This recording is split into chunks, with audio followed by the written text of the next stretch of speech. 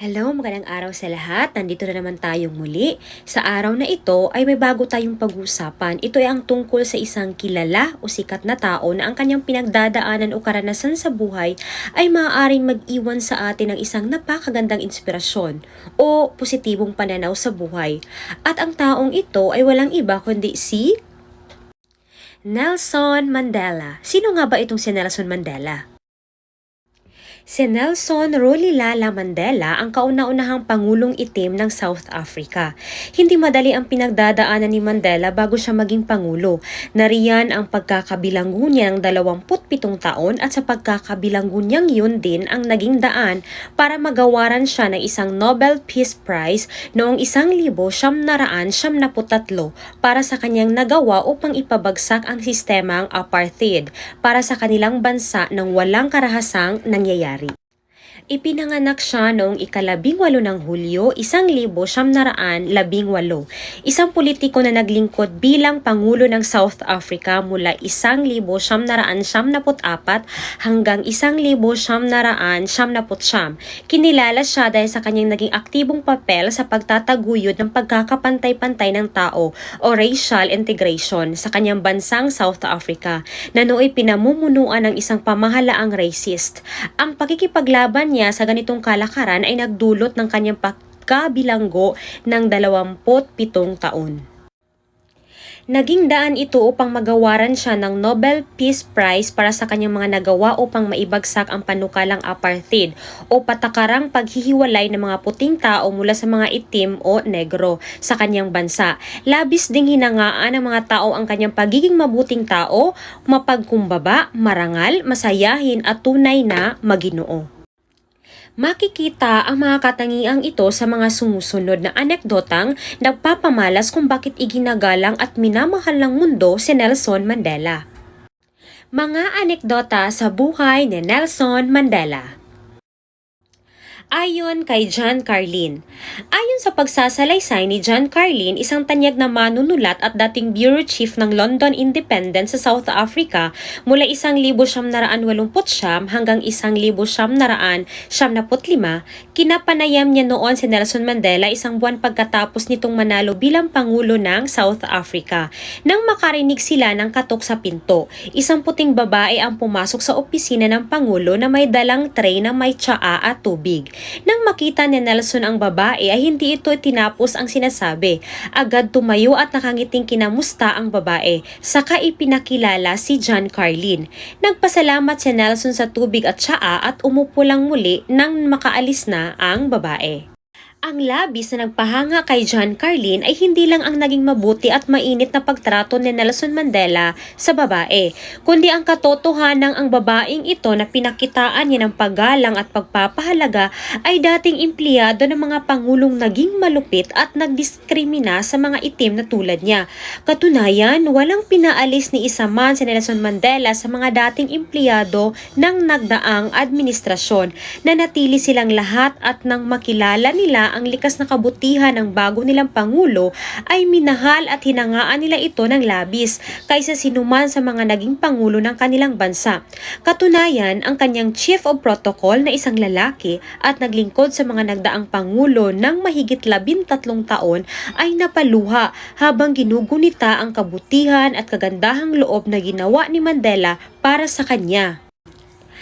Ayon kay Jesse Duarte. Ayon naman sa kwento ni Deputy Secretary General Jesse Duarte na naging personal assistant ni Mandela mula 1970 hanggang 1974, nakasanayan na raw ni Mandela ang pagtiklop at pag-aayos ng kanyang mga pinagtulugan.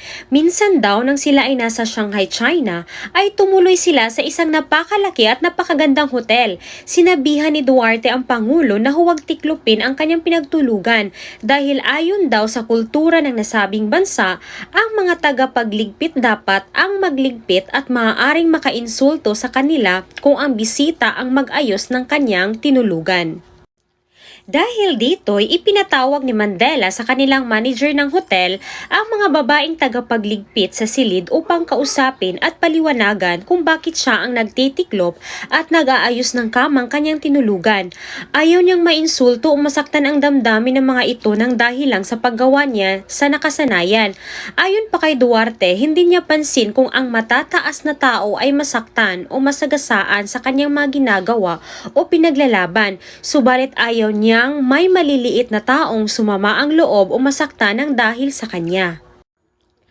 Ayon kay John Simpson, ayon naman sa kwento ni John Simpson, isang mamamahayag at World Affairs editor ng BBC News, ang isang hindi niya malilimutang karanasan kaugnay ni Mandela ay nang magtungo ito sa dating paaralan ni Simpson sa Camp Pride upang maging tagapagsalita. Kilala si Mandela bilang isang mahusay na tagapagsalita at sa pagkakataong iyon sinabi raw niya ang sumusunod. Ako'y labis na kinakabahan sa pagsasalita rito dahil sa tatlong dahilan. Una, dahil ako'y isang matandang pensyonado. Mahinang tawanan ang mga naging sagot ng tagapakinig. Hindi nila malaman kung nagbibiro o sadyang ibinababa lang ni Mandela ang sarili. Pangalawa, dahil ako'y walang trabaho. Ngayon mas malakas ang naging tawanan dahil alam ng lahat na hindi pa katagalan nang bumaba siya bilang Pangulo. At pangatlo, dahil mayroon akong napakasamang criminal record. Ang lakas ng hagalpakan ng mga tao pagkarinig sa sinabi ng Pangulo ay halos bumasag sa mga bintanang salamin ng bulwagan.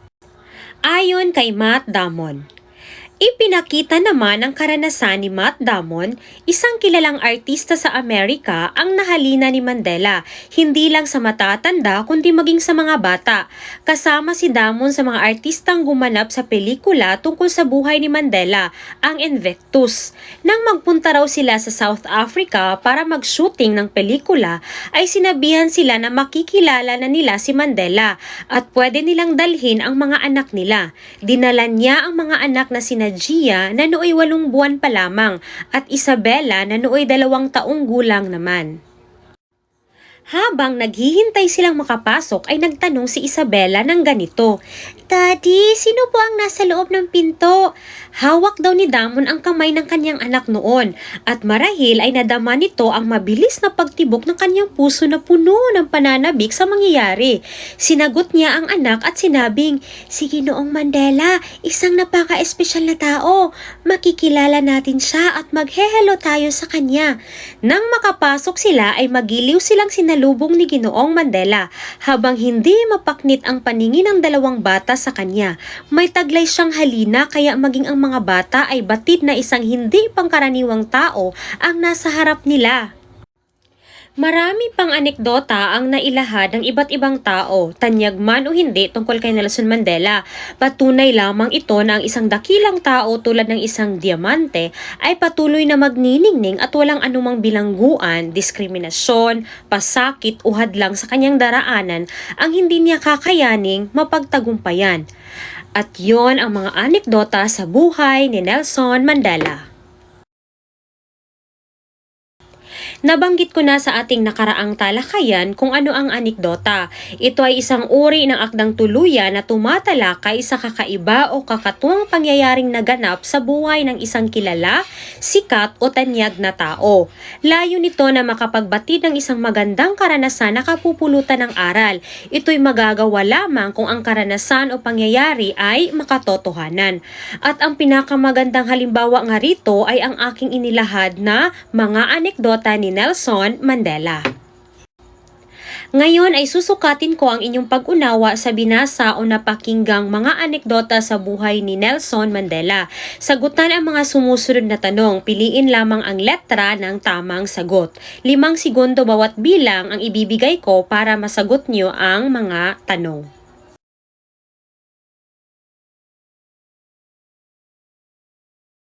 Tumpak! Ang tamang sagot ay letrang B, Nelson Mandela. Sunod na tanong, basahin ninyo sa inyong screen.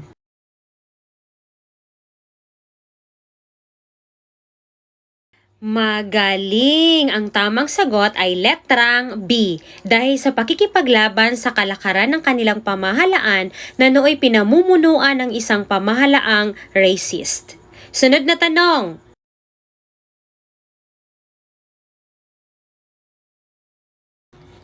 Tama! Letrang B pa rin ang tamang sagot. Sumama ang loob o masaktan ang kanilang damdamin. Dito naman tayo sa pang-apat na tanong.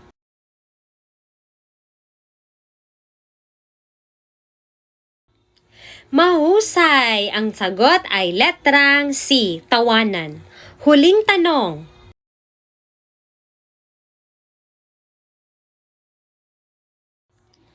Mahusay! Ang tamang sagot ay letrang A, ang pagkakaroon ng pagkakapantay-pantay ng tao sa kanyang bansa. Ngayon naman, bago tayo magtapos, ay sagutan niyo muna ang tanong kong ito. Dahil base sa ating pinag-aralan sa araw na ito, ay parang kilala na rin natin si Nelson Mandela kahit hindi natin siya nakita o nakausap ng harapan. Kaya ito ang tanong ko sa inyo. Ano ang masasabi mo kay Nelson Mandela? Ipaliwanag ng maayos ang iyong sagot. Isulat sa comment box ng videong ito ang inyong sagot para sa inyong karagdagang punto sa module na ito. Magkikita-kita tayong muli sa Module 3. Paalam!